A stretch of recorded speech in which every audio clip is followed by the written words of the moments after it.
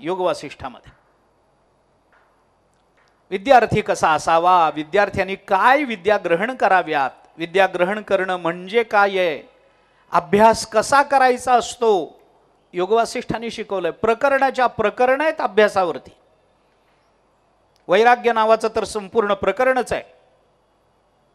अनेक अध्याय आहेत अभ्यासावरती, वैराग्यावरती, ज्ञानावरती, अनेक भूमिका आहेत. तिथे एक मुमुक्षु म्हणून, एक विद्यार्थी म्हणून, एक साधक म्हणून रामचंद्र प्रभूंचं जीवनचरित्र आपल्या समोर येतं. नाथ महाराज सगुण साकार परब्रह्म म्हणतात. अध्यात्म रामायण निर्गुण निराकार केवल ब्रह्म म्हणतं रामचंद्र प्रभूंना. त्या केवल ब्रह्माचं वर्णन पुन्हा भावार्थ रामायणामध्ये पार्वती मातेनं रामचंद्र प्रभूंची जी परीक्षा घेतली त्या परीक्षेमध्ये नाथ महाराजांनी ते सिद्ध करून दिलंय. सीता मातोश्रींच्या वियोगामध्ये सीता मातोश्रींच्या नावानं रडणाऱ्या रामचंद्र प्रभूंची परीक्षा पार्वती मातेने घेतली आणि त्याच्यामध्ये भगवान शंकरांनी हे परब्रह्म कसं आहे याची सिद्धी करून दिली. ते नाथ महाराजांनी भावार्थ रामायणात दाखवून दिले.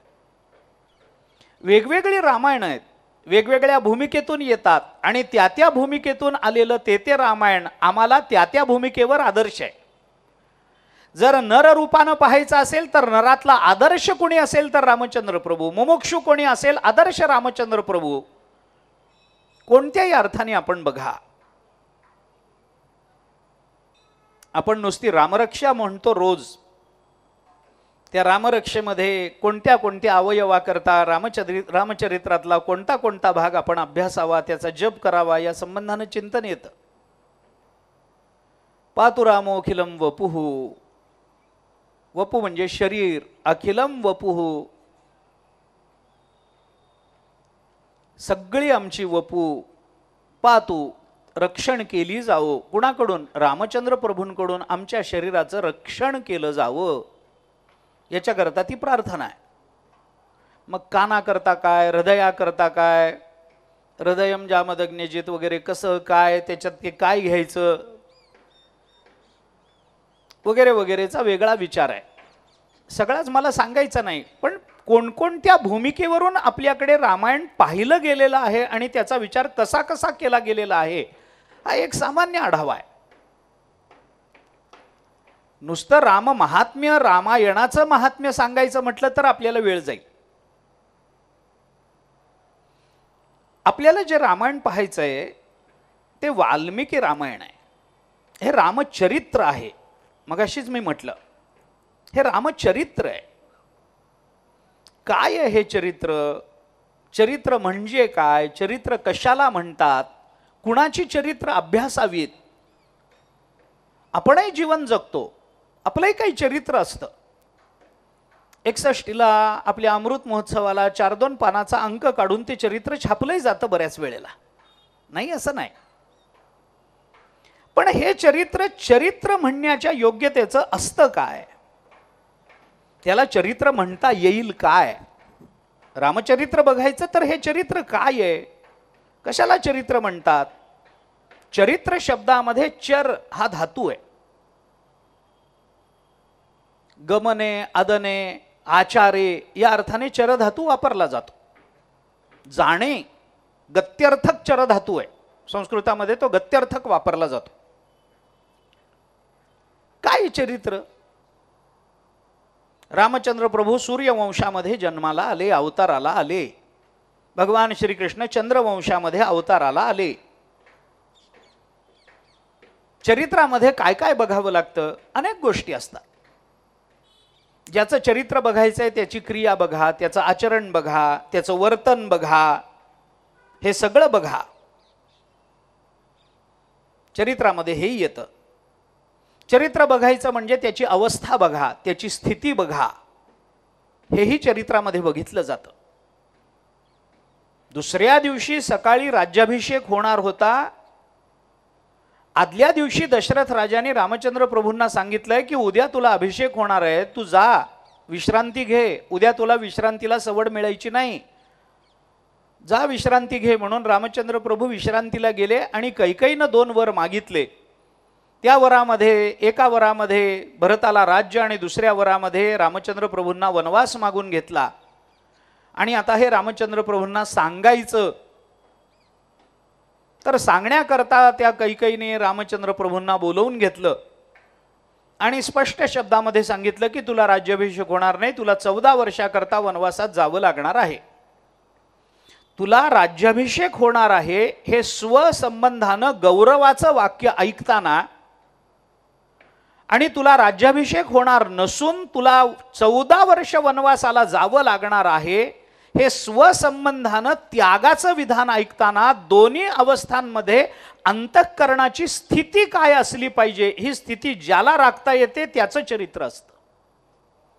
चरित्र ही भूमिका ही अशी नाही आहे. चरित्र म्हणजे कृत्य, चरित्र म्हणजे आचार, चरित्र म्हणजे वर्तन, पण चरित्र म्हणजे स्थिती असते, चरित्र म्हणजे अवस्था असते. आणि प्रापंचिक अवस्थांना कुणी चरित्र म्हणत नाही. आध्यात्मिक विचाराच्या अधिष्ठानावर व्यवहारामधलं वर्तन जेव्हा सिद्ध होतं त्यावेळेला ते प्रापंचिक वर्तन आध्यात्मिक अधिकरणावर असल्यामुळे त्याला अवस्था असं म्हटलं जातं. जोपर्यंत तत्वज्ञानाच्या विचाराचं अधिकरण आपल्या कृतीला मिळत नाही तोपर्यंत ती कृती आणि ती कृती ज्या विचाराच्या आश्रयाने प्रकट होते तो विचार परमार्थ म्हणून संबोधला जाऊ शकत नाही. जोपर्यंत तो परमार्थ होत नाही तोपर्यंत तो विचार आणि तो काळ अवस्था म्हणून मान्य होत नाही. त्याची अवस्था बघा, त्याची स्थिती बघा, चरित्रामध्ये पराक्रम बघा. रामचंद्र प्रभूंचे किती पराक्रम आहेत. यज्ञरक्षणाकरता वशिष्ठ विश्वामित्र घेऊन गेले, त्यावेळेला वय काय होतं, असं फार मोठं वय होतं काय, लग्न तरी झालं होतं काय, पण त्या बाल्यावस्थेमध्ये तारुण्यावस्थेमध्ये त्यांनी गाजवलेला पराक्रम बघा. त्यांनी काय सामर्थ्य त्यांनी त्याच्यातून व्यक्त केलं ते पहा. चरित्र हा शब्द इतिहास या अर्थाने बऱ्याच वेळेला वापरला जातो. त्यांचं चरित्र सांगा म्हणजे त्यांचं गत आयुष्य सांगा या अर्थाने तो शब्द वापरला जातो. चरित्र म्हणजे इतिहास आहे. असं असं झालं होतं, तसं तसं झालं होतं, भूतकाळ असं आहे. इतिहास हा नेहमी भूतकालात असतो, भूतकालातला असतो. इतिहास म्हटलं की भूतकाल हे मान्य आहे. इतिहास हा नेहमी भूतकालातला असतो, पण प्रत्येक भूतकाल हा इतिहास होत नसतो. कारण इतिहास शब्दाचा विचार करत असताना मागे काय घडलं हे सांगणं हा इतिहास नाही आहे. मागे काय घडलं हे कुणीतरी जेव्हा सांगून ठेवलेलं असतं तत्कालीन लोकांनी, त्यावेळेला त्याला इतिहास म्हणतात. ते कुणीतरी सांगावं लागतं. मला काय आज वाटतं छत्रपती शिवाजी महाराजांचा हा इतिहास आहे असं जेव्हा मी म्हणतो तेव्हा कशाच्या आधाराने म्हणतो, त्याला काहीतरी प्रामाण्य लागतं की नाही. मग महाराजांच्या काळामध्ये कुठल्या तरी विद्वानाने, कुठल्या तरी कवीने, कुठल्या तरी बखरकाराने, कुठल्या तरी कुणीतरी ज्याला काही लिहायची सवय आहे त्यांनी ज्या नोंदी करून ठेवलेल्या असतात त्याला इतिहास म्हणतात, घटनेला इतिहास म्हणत नाहीत. म्हणून इतिहास हा नेहमी प्रामाण्यावर चालतो. त्याला काहीतरी कुणीतरी सांगावं, असं असं घडलं असं कुणीतरी सांगावं लागतं, तो इतिहास आहे. चरित्र हा शब्द इतिहास, रामचंद्र प्रभूंच्या जीवनचरित्रामध्ये असं असं असं असं घडलं हे वाल्मिकीने आम्हाला सांगितलं, हा इतिहास आहे. तो काव्य रूपामध्ये प्रकट झाला. आपण भवभूतीचं उत्तर रामचरित पहा. रामचरित्र जर आपल्याला काव्य रूपामध्ये बघायचं असेल तर त्या दृष्टीने भवभूतीनं अत्यंत सुंदरपणानं रामचरित्र मांडलंय. करुण रसाची फार चांगल्या पद्धतीने अभिव्यक्ती केली. आणि रामायण वाचल्यानंतर भवभूतीने एक सिद्धांत मांडला की या जगतामध्ये रस असेल तर तो फक्त एकच रस आहे, तो करुण रस. एको रस हा करुण एव, भवभूतीचं वचन आहे. एकच रस आहे या जगतात, शृंगार वगैरे काही खरं नाही हो, फक्त करुण रस. करुण रसाचा स्थायी भाव शोक आहे, जिथे शोक येतो तिथं कारुण्य निर्माण होतं. आपण जर थोडंसं साहित्यशास्त्राच्या अंगाने रामचरित्र बघितलं तर याही अर्थाने विचार करून बघा. आणि शोक आणि शोकातून निर्माण होणारं कारुण्य हा जर रामचंद्र प्रभूंच्या इतिहासाचा आणि चरित्राचा स्थायी भाव मानला जात असेल भवभूतीसारख्या विद्वानाकडून आणि कवींकडून, तर आपल्याला हा विचार निश्चितपणानं केला पाहिजे की याच्याशी, या चरित्राशी आपलं साधर्म्य आहे. का साधर्म्य आहे? कारण शोक हा आमच्याही जीवनाचा स्थायी भाव आहे. आम्ही आयुष्यभर शोकच करत आलोय, आम्ही रडतच आलोय, आणि रडणाऱ्या लोकांना चांगलं कसं रडावं लागतं याच्याकरता रामायण आदर्श आहे. बघून घ्या तुम्ही. माझी भाषा आत्ता पटणार नाही आपल्याला, पण जन्मल्यापासून मनुष्य काय करतो? रडतो, एवढंच करतो. जन्मल्यावर मुलगा ते अर्भक जर रडलं नाही ना तर ते जिवंतपणाचं लक्षण मानलं जात नाही. त्याला रडवतात डॉक्टर, त्याला उलटं धरतील, पाठीवर चोळतील, थापट्या मारतील, त्याच्या तोंडात बोट घालून त्याला ठसका आणवतील, खोकला आणवतील, काहीतरी करतील, त्याचा श्वास अडकला असेल तर तसे प्रयत्न करतील, पण त्याला रडवतील. आणि मूल रडलं की मग पेढे वाटतील. हा नियम आहे ना. आता हे डॉक्टर का रडवतात मुलाला, मला काही त्याचं वैद्यकीय कारण माहीत नाही, मी त्या क्षेत्रातला माणूस नाही, पण मला साधारण आध्यात्मिक कारण माहिती आहे. जन्माला आल्यावर मूल रडलं नाही तर डॉक्टर त्याला रडवतात. का रडवतात? कारण त्याला रडवून डॉक्टर सांगत असतात आयुष्यभर हेच करायचंय, कर सुरू. आणि मग तिथून जे सुरू होतं ते मरेपर्यंत ते रडणं थांबत नाही आणि शोक थांबत नाही. चालूच आहे, चालूच आहे, चालूच आहे. पण त्याच्यातून कारुण्य निर्माण झालं का?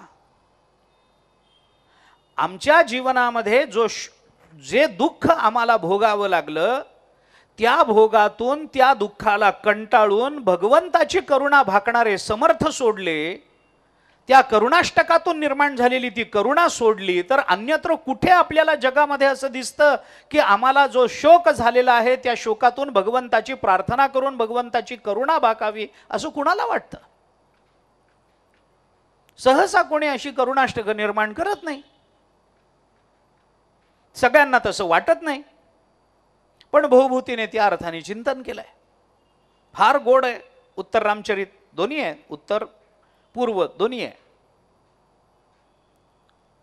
पूर्व रामचरित आहे, उत्तर, पण उत्तर रामचरितामध्ये जास्तीत जास्त शोक आहे. कारण सीता मातोश्रींना पळवून नेल्यानंतर ते पुन्हा सीता मातोश्रींचा त्याग करेपर्यंत जे चरित्र रामचरित्रामध्ये येतं रामचंद्र प्रभूंचं, त्याच्यावर भवभूतीने विशेष प्रकाश टाकला. असो, चरित्र म्हणजे इतिहास, चरित्र म्हणजे कथा, चरित्र म्हणजे गोष्ट. चरित्र शब्दाचा अजून एक विचार आहे. जेव्हा चरित्र हा शब्द वापरला जातो त्यावेळेला अपेक्षा काय असते? तुमचं चरित्र सांगा. म्हणजे काय? म्हणजे आयुष्याचा एक घटनाक्रम जिथे सांगितला जातो तेव्हा त्याला चरित्र असं म्हटलं जातं. एक घटनाक्रम आहे. अमक्याचं चरित्र लिहा किंवा सांगा असं म्हणल्यानंतर मनुष्य कुठून सुरू करेल?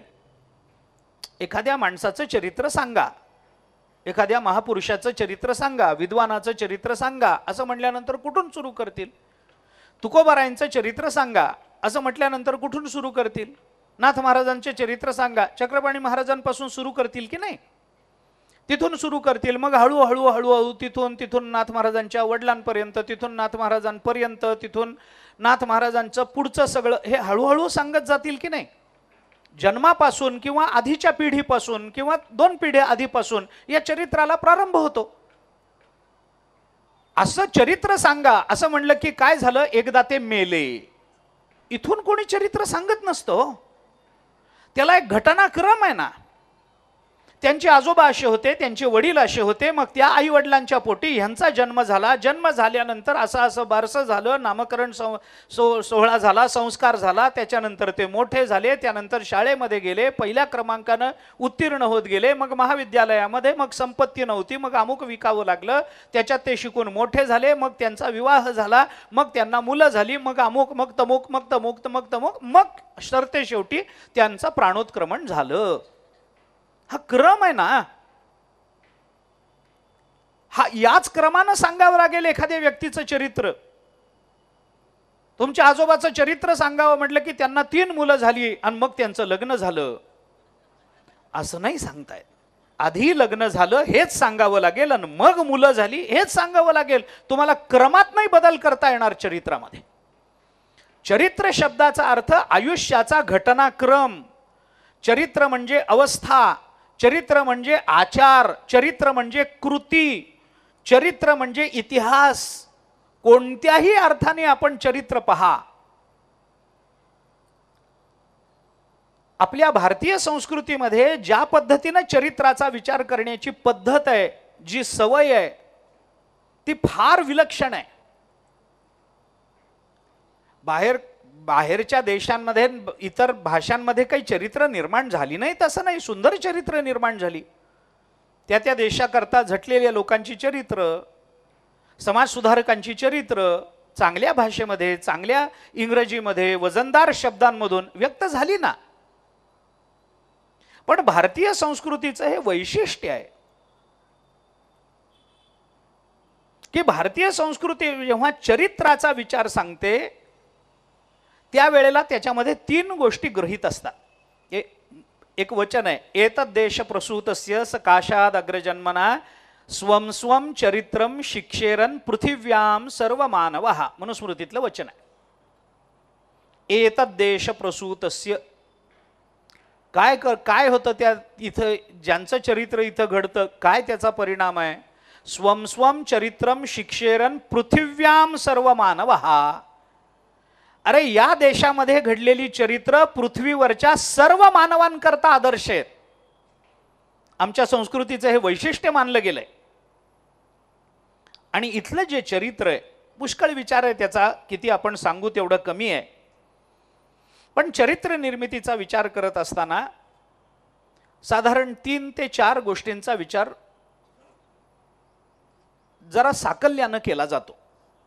मला आता ते सगळंच सांगता येईल न येईल मला माहीत नाही, परंतु थोडासा विचार त्या संबंधानं मी बोलून जातो. चरित्र पाहण्याकरता काय काय लागतं.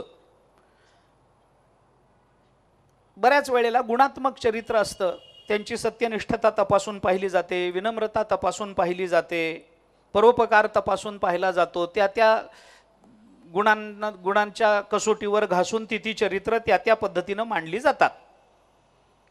परंतु त्याचाही संकोच करून जर आपल्या संस्कृतीमध्ये निर्माण झालेल्या सगळ्या चरित्रांचा साकल्यानं आढावा घ्यायचा असेल तर माणसाचं चरित्र साधारण 3 गोष्टींनी घडतं.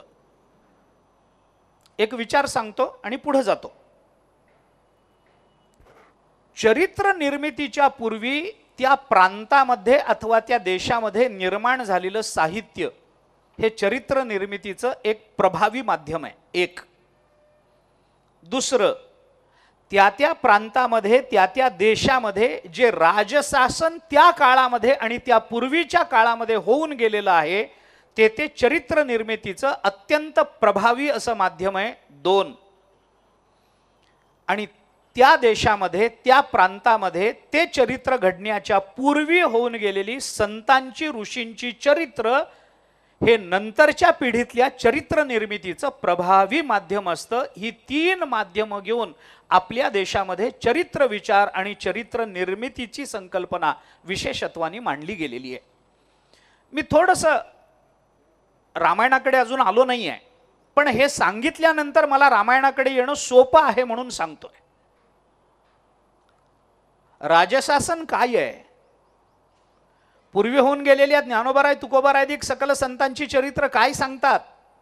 महाराष्ट्रामध्ये जन्माला आल्यानंतर तुकोबारायांच्या चरित्राचा प्रभाव साधकाच्या जीवनावर पडणारच नाही का? नाथ महाराजांनी शूलभंजन पर्वतावर जाऊन तप केलं, त्या तपाचा परिणाम, त्या चरित्राचा परिणाम मुमुक्षूच्या जीवनावर पडेल की नाही, त्याच्या चरित्र निर्मितीचा आदर्श नाथ महाराजांची साधना आहे, तुकोबारायांची डोंगरावरची साधना आहे. कुठल्याही मुमुक्षूला ज्ञानोबारायांनी ताटी लावून घेऊन हे दाखवून दिलंय की तू कितीही चांगला मुमुक्षू अस, सिद्ध अवस्थेपर्यंत जरी गेलेला असलास तरी ज्या वेळेला समाजाकरता कार्य करायचं असतं तेव्हा कधी ना कधीतरी आपल्या मनाची कवाड लावून आपल्याला अंतर्मुख वृत्तीनं समाज आणि आपण यांच्यामधल्या दुरावाचं आत्मचिंतन करावं लागतच असतं. हे ज्ञानोबारायांनी जर आपल्याला ताटी लावून घेऊन दाखवलं असेल तर या चरित्राचा प्रभाव मुमुक्षु अथवा सिद्धांवर पडणार नाही का? हे पडतच असतं. राजशास्त्राचा परिणाम होतच असतो. का चाणक्यांचं चरित्र सांगितलं जातं? राजशासनाचा विचार नाही का? भगवंताला हे का म्हणावं लागलं? मी अवताराला येतो कशा करता? परित्राणाय साधूनाम विनाशाय च दुष्कृताम धर्म संस्थापनार्थाय संभवामि युगे युगे. पृथ्वीनं गायीचं रूप घेतलं, ती गेली ब्रह्मदेवाकडे, तिने आपलं दुःख मांडलं आणि मग भगवंताने तिला सांगितलं तू चिंता करू नको, तुझ्या पापाचं ओझं दूर करण्याकरता मी अवताराला येतो. आणि मग रामचंद्र प्रभूंचा अवतार झाला, मग भगवान श्रीकृष्णांचा अवतार झाला. ही चरित्र आपण वाचतो की नाही? का देवाने तसं चरित्र घडवलं? का राक्षसांना मारलं? अरे त्या त्या काळाचं राजशासन त्यांच्या चरित्र निर्मितीचं माध्यम ठरलंय. आम्ही आता आपलं लहानपण आपण आठवा, काय सुंदर सुंदर कविता आम्ही वाचल्या. बालकवींच्या कविता हल्ली शिकवल्या जात नाहीत. आरती प्रभूंचं काव्य आता सहसा कोणी फारसा अभ्यासत नाही. जुनं जुनं जुनं जुनं आपलं साहित्य आपण आठवा ना. आपण लघुनिबंध वाचले होते, आता तसं वाङ्मय निर्माण होणं शक्य आहे काय? खांडेकरांसारखी, वि स खांडेकरांसारखी भाषाशैली आता कोणाची सापडते का? बघायला तरी औषधाला सुद्धा सापडते काय? नाही सापडत. असे अनेक आहेत. मी उगी आता नाव आलं पटकन लक्षात म्हणून बोललोय. आहे का असं काही? तेवढे प्रगल्भ विचारशैली दिसते का? दिसत नाही. आम्हाला आमच्या लहानपणाचा, आम्ही ज्या कविता वाचल्या, आम्ही जे धडे वाचले, आम्ही ज्या गोष्टी वाचल्या, त्याचा जो आनंद आत्ताही आम्हाला मिळतो तो नवीन काळातल्या मुलांना मिळेल का? श्रावण मासी हर्ष मानसी हिरवळ दाटे चोहीकडे, क्षणात येते सरसर शिरवे, क्षणात फिरून येऊन पडे, वरती बघता इंद्रधनुचा गोफ दुहेरी विणलासे, मंगल तोरण काय बांधिले नभो मंडपी कुणी भासे, झाला असा सूर्यास्त वाटतो सांजा हा हा तो उघडे, तरु शिखरावर उंच घरावर पिवळे पिवळे ऊन पडे. बालकवी कुणाला पाठ नाहीत. लहानपणी आम्ही याच्याने प्रगल्भ झालोय. या काव्यांनी, आमच्या आजोबांनी सांगितलेल्या रामायण भागवत महाभारत याच्यातल्या घटनांनी आम्हाला कधी कसं वागावं, आम्ही कर्णासारखं वागू नये, आम्ही रावणासारखं वागू नये, आम्ही दुर्योधन दुःशासनासारखं वागू नये, या चरित्र निर्मितीची बीज त्या काळात आम्हाला सांगितले गेलेल्या वाङ्मयातून आमच्या मनामध्ये रुजली गेली आहे. साहित्य निर्मिती त्या देशामध्ये होणारी साहित्य निर्मिती कशी आहे त्याच्यावरून पुढे होणारी चरित्र कशी घडतात हे बऱ्याच अंशी अवलंबून असतं. अरे ज्या देशाचा इतिहास महाभारत आहे, ज्या देशाचा इतिहास रामायण आहे, हे काव्य आहे. रामायण आदिकाव्य आहे, आदिकाव्य. आणि ते सरळ निर्माण झालं असं समजू नका. रामायणाबद्दल बोलताना शोकश्लोकत्व मागतः असं म्हणतात. वाल्मिकीच्या अंतःकरणातला शोक हा श्लोकाच्या रूपानं प्रकट झाला.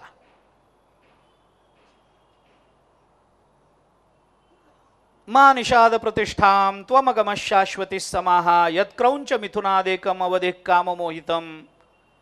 हा अनुष्टुप छंदातला जगातला पहिला श्लोक वाल्मिकीच्या मुखातून प्रकट झाला. आणि ते कोणत्या कारणाने प्रकट झाला याच्याही पेक्षा ब्रह्मदेवाला तुम्ही नवीन श्लोक निर्माण केलात, अनुष्टुप छंद निर्माण केलात, आता याच्यातून तुम्ही रामायण सांगा म्हणून ब्रह्मदेवाची आज्ञा झाली, त्याच्यातून वाल्मिकी रामायण तयार झालंय.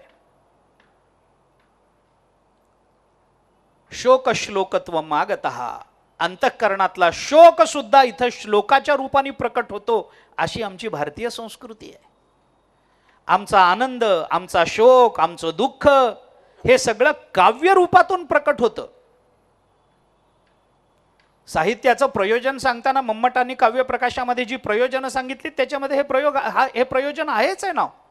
काव्यम यशसे अर्थकृते व्यवहारविदे शिवेतरक्षतये सद्यः परनिर्वृत्तये कांता संमिततयोपदेश युजे.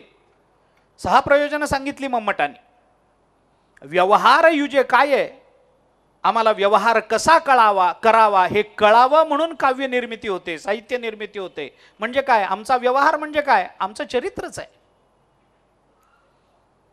रामचंद्र प्रभूंचं चरित्र आम्हाला बघायचं आहे, आम्हाला रामायण पाहायचं आहे. कशा करता रामचंद्र प्रभूंचं चरित्र पहा. भागवताला कृष्णायन म्हणत नाहीत, महाभारताला कृष्णायन म्हणत नाहीत, पण रामचरित्राला रामायण असं म्हणतात. काही कारण असेल की नाही त्याच्या मागे.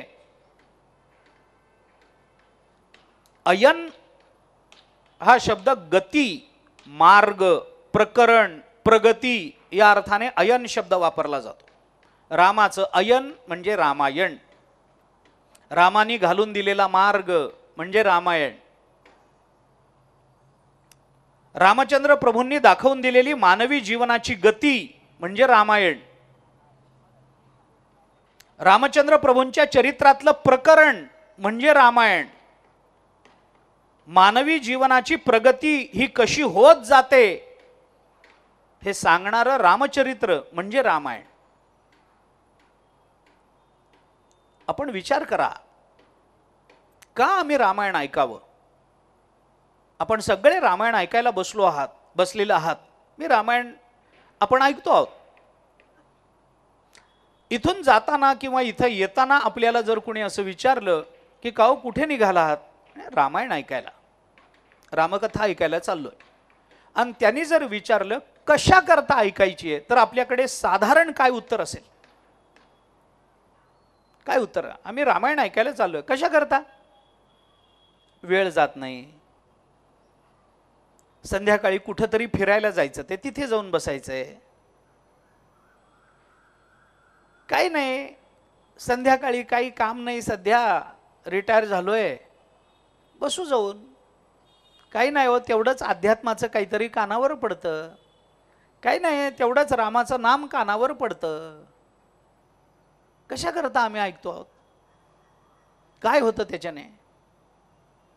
रामचरित्र आम्ही ऐकल्याने आम्ही मुक्त होऊ का, 100% होऊ, अविश्वास नाही. पण आम्ही मुक्त होऊ, आम्हाला मोक्ष मिळेल, हा मोक्ष जरी श्रवणाने होत असला तरी याचा बुद्धीशी आणि स्वजीवनाच्या आत्ममग्न चिंतनाशी काहीच संबंध नाही, असं कुणाला म्हणायचंय का. कुठेतरी आम्ही आत्ममग्न होऊन चिंतन केलं पाहिजे ना. कारण असं आहे, सुख दुःख ही मानवी जीवनाचा अपरिहार्य भाग आहे. माणसाच्या जीवनामध्ये सुखही येणार आणि दुःखही येणारच आहे. आम्ही ते नाकारू शकत नाही, आम्ही ते टाळू शकत नाही. कारण बहुतांश वेळेला आमचं सुख दुःख हा आम्ही आमच्या प्रारब्धाचा विपाक मानत आलेलो आहोत. तो प्रारब्धाचा विपाक असण्यापेक्षा आमच्या जीवनातली प्रपंचातली सुख दुःख आमच्या अविद्येचा आणि अज्ञानाचा परिणाम असतात. हे जोपर्यंत आम्हाला समजत नाही तोपर्यंत आम्ही तो प्रारब्धाचा विपाक मानत राहू. मला त्यात गैर काहीच वाटत नाही, मला गैर म्हणायचंही नाहीये. सुख येणार, दुःख येणार. ज्या वेळेला आमच्या जीवनामध्ये सुखाची आविर्भूती झालेली असते त्यावेळेला त्याच्या मागेच दुःख वाट बघत बसलेलं असतं की हे गेलं की मी जाणार आहे. आणि ज्या वेळेला आम्ही दुःख भोगत असतो त्यावेळेला त्या भोगाच्या मागे सुख लपलेलं असतं. ते सुखही सांगत असतं हे दुःख गेलं ना की मला तिथे जायचंय. सुखदुःखाची एकमेकांच्या वियोगात आणि एकमेकांच्या अनुपस्थितीमध्ये अधिकरणाची प्रतीक्षा चालू असते आणि सुखदुःखाला अधिकरण अंतःकरण असतं. त्या अंतःकरणाच्या आश्रयाची प्रतीक्षा सुखदुःखाची नेहमी चालू आहे. सुख ज्या वेळेला आम्ही अंतःकरणामध्ये भोगत असतो त्यावेळेला दुःख प्रतीक्षा करत असतं, आणि ज्या वेळेला दुःखाचे भोग चालू असतात त्यावेळेला सुख त्याच्या मागे आमची प्रतीक्षा करत असतं. सगळीच सुख एकाच्या वाट्याला आली आहेत आणि सगळीच दुःख एकाच्या वाट्याला आली आहेत असं या जगतामध्ये कोणी नाही आहे. सगळीच सुख मिळाली आहेत, दाखवा बरं. असं होत नाही. ज्यांना सगळी सुख मिळालेली आहेत असा ज्यांच्याबद्दल आमचा भ्रम आहे त्यांना विचारून बघा, तुम्हाला सगळी सुख आहेत का? मी गमतीनं सांगतो, अहो ते जगातल्या श्रीमंत लोकांची यादी प्रसिद्ध होते त्या वर्तमानपत्रामध्ये. ते काय मला माहित नाही ते, पण ती मासिकं आहेत त्याच्यामध्ये ती जगातल्या श्रीमंत लोकांची यादी प्रसिद्ध होते. भारतातले श्रीमंत, जगातले श्रीमंत.